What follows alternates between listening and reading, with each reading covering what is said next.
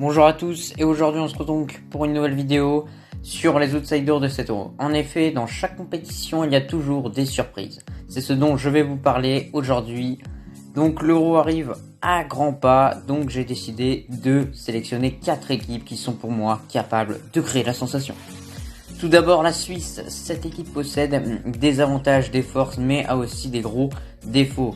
Celui qui ressort le plus est que la Suisse n'a dépassé qu'une seule fois les huitièmes de finale dans leur histoire. On se dit donc qu'ils ne peuvent pas prétendre à être une réelle surprise pendant cet euro. Mais néanmoins, il y a plusieurs facteurs qui nous montrent et qui nous poussent réellement à y croire. Tout d'abord, on a une Suisse donc qui a réussi un excellent parcours de qualification pour cet euro. En effet, ils ont terminé donc premier de leur groupe devant le Danemark. On a un effectif, une composition, etc. qui se met en place. Et du coup, on va parler de ça. Pour la composition de cette équipe, elle change beaucoup de dispositifs, mais le dispositif le plus préféré par Petkovic, l'entraîneur, est le 3-5-2. Donc au goal, on a Sommer. En défense, on a une défense à 3 composée de Elvedi, Akanji et l'expérimenté Fabian Schär de Newcastle. Devant cette défense, on a le duo Zakaria-Xhaka, duo assez atypique. En piston droit, on a Mbambu, qui a d'ailleurs réalisé une excellente saison avec Wolfsburg en piston. En piston gauche, donc, on a Rodriguez, l'expérimenté suisse. En numéro 10, la star, la vedette de cette équipe, Xherdan Shaqiri, qui tentera de sauver sa saison pendant cette compétition. Et pour finir, on a le duo Seferovic-Embolo qui a fait des misères à certaines défenses. Malgré les déceptions de la Suisse dans les compétitions internationales, je vois la Suisse capable de créer la sensation, notamment grâce à Embolo et Seferovic. Concernant les joueurs à suivre, moi je pense que Embolo c'est le principal joueur à suivre. Il y a aussi Seferovic. Mais ils ont tous les deux réussi une saison excellente avec leur club, donc Benfica et donc Gladbach. Et c'est pour ça que je pense que Petkovic pourra vraiment s'appuyer sur eux pour créer donc la sensation dans cet Euro 2020. Pour la Turquie, après une Euro 2016 loupée, ils tenteront donc de se rattraper cette année avec cet Euro et donc pendant cet été. Concernant leur parcours, ils ont fait une excellente campagne de qualification en battant la France 2-0 et en ayant arraché un nul au Stade de France. Donc ça déjà faut le faire. Ils ont failli terminer devant la France, mais finalement ils ont perdu donc contre l'Islande lors de la dernière journée. Mais ce qui nous interpelle réellement le plus, c'est qu'ils n'ont encaissé que seulement 3 buts durant cette campagne de qualification, ce qui est vraiment très très peu. Ce qui est une bonne statistique, puisque ça montre qu'ils ont une bonne défense. Cette bonne campagne de qualification est due à un effectif très prometteur et une équipe stable. Pour la composition de la Turquie, on a un schéma qui reste assez stable et c'est pour ça que j'en parle. C'est une équipe qui change peu de composition, en tout cas de style de jeu, et qui garde des mêmes joueurs et une certaine stabilité. Et on sait que la stabilité c'est souvent la clé dans certains clubs ou même certaines nations.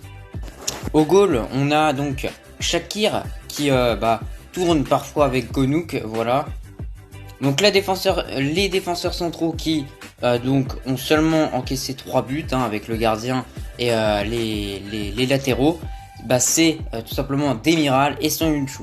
Soyuncu de Leicester et Demiral de la Juve. Demiral malheureusement qui a connu une blessure assez dure, mais qui s'en est remis et qui est toujours prêt pour cet Euro 2020. Pour les latéraux, à droite, on a le champion de France, Çelik, auteur d'une saison remarquable avec le LOSC.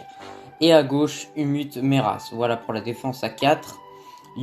Yüksoflu, donc je sais pas si je prononce bien, mais en tout cas sera devant la défense en milieu défensif. Ensuite, on aura donc un milieu à 4. Sur le côté gauche, on aura Hakan Çalhanoğlu, qui donc a été auteur d'une saison remarquable avec l'AC Milan, d'ailleurs longtemps premier de Serie A, mais malheureusement après ça s'est compliqué tout au long de la saison, mais lui dans l'ensemble a réalisé une assez bonne saison. Contrairement à ce que l'on pense, en équipe de Turquie c'est un peu plus compliqué pour lui. Ensuite, côté droit, Under devrait être préféré au polyvalent Kenan Karaman. Pour les centraux, il y aura Toufan et Yasidji également qui a joué à Lille. On se rappelle également de son match incroyable contre l'AC Milan où il avait lâché un triplé en Ligue Europa. Et pour finir, le grand, le seul et l'unique Burak Yılmaz. Eh oui, le grand artisan, le plus grand artisan en tout cas du championnat lillois, de ce championnat de France en tout cas, hein, un des meilleurs joueurs. Il a vraiment montré que malgré son âge, il était au top et il est très très fort et c'est pour ça qu'on lui adresse le brassard de capitaine. Malgré Burak Yılmaz, la Turquie a souvent manqué de réalisme devant le but, mais néanmoins, ils pourront compter sur leurs deux rocs défensifs Soyuncu et Demiral sur les coups de pied arrêtés pour décanter certaines situations. Pour moi, la Turquie peut créer la sensation malgré le groupe difficile dans lequel il se trouve. Il faudra qu'il soit solide défensivement et efficace offensivement. Pour les joueurs à suivre vraiment dans cet Euro, pour la Turquie, il n'y a pas vraiment de débat. Je pense qu'il faut vraiment suivre de près Burak Yılmaz pour voir s'il est capable de réaliser ce qu'il réalise avec Lille, avec la Turquie. Tout simplement. On passe à la Suède. En 2016, la Suède n'a pas du tout été flamboyante dans cet Euro 2016 en France. En effet, elle n'a même pas dépassé les phases de poule. Mais, lors de la Coupe du Monde 2018, cette même Suède est allée jusqu'en quart de finale en éliminant l'Allemagne de son groupe et en s'imposant 1-0 contre les Suisses. Malheureusement, ensuite, ils ont été éliminés en quart de finale donc par les Anglais, tout simplement. Mais avec ce beau parcours en 2018, on se dit qu'il y a moyen réellement pour la Suède de créer la sensation pendant cet Euro, en tout cas pendant cet été. D'ailleurs, privé de Zlatan, ils ont quand même parvenu à finir deuxième de leur groupe de qualification derrière l'Espagne.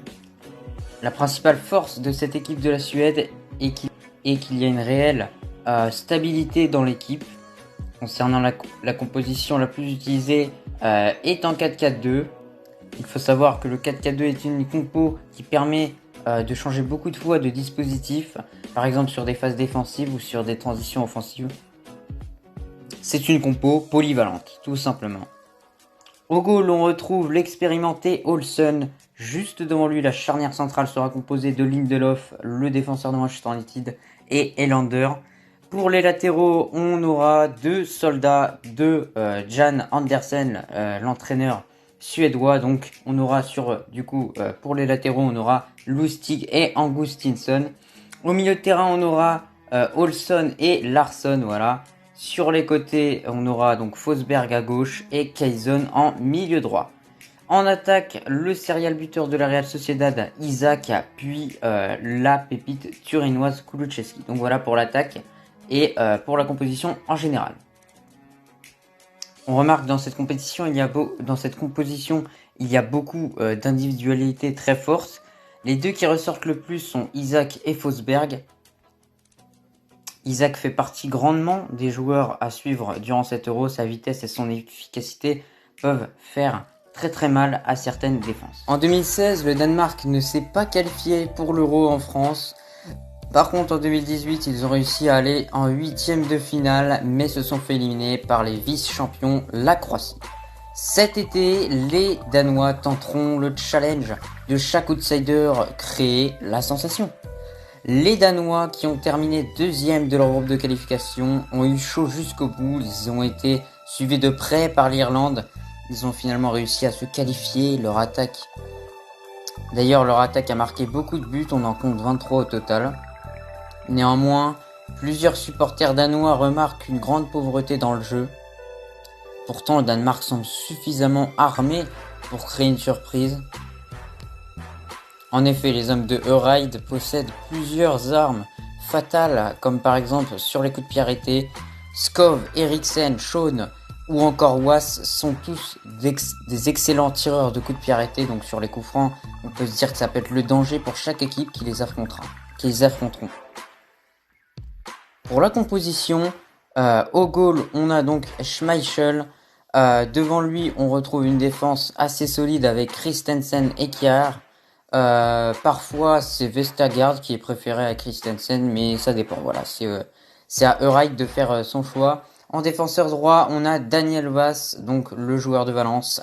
En défenseur gauche, Maël qui a réalisé une bonne saison avec l'Atalanta. Le trio du milieu est composé de Delaney, Eriksen et Højbjerg.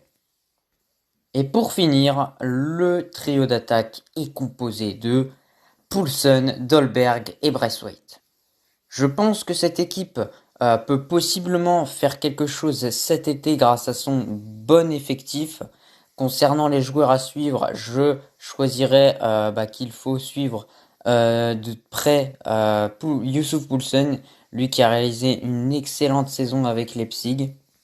Leipzig qui, pour rappel, a fini deuxième derrière le Bayern en Bundesliga et qui, en Ligue des Champions, s'est fait éliminer en huitième. Bref, voilà, c'était tout pour cette vidéo. Mais, avant qu'elle se termine, on va passer aux mentions honorables. Dans les mentions honorables, j'ai mis l'Écosse, l'Ukraine, le Pays de Galles et la Slovaquie. Voilà, la vidéo touche à sa fin. Je te laisse là et moi je te dis à la prochaine pour parler cette fois-ci des favoris.